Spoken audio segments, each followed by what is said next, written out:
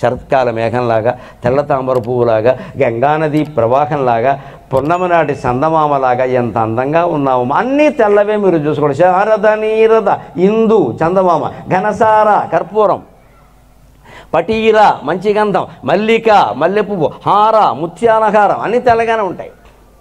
తుషార మంచు, ఫేన నురుగు, రజతాచల వెండికొండ అది కైలాసం, అది తెల్లగానే ఉంటుంది. కాశ రెల్లుగడ్డి తెల్లగానే ఉంటుంది. ఫణీష ఆదిశేషుడు తెల్లగా ఉంటాడు.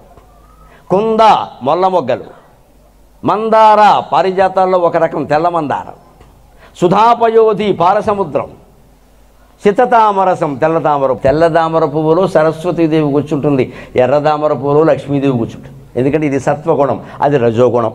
చదువుకున్నవాడు సత్వగుణంతో ఉండాలి. అంత తెల్లగా ఉండేది.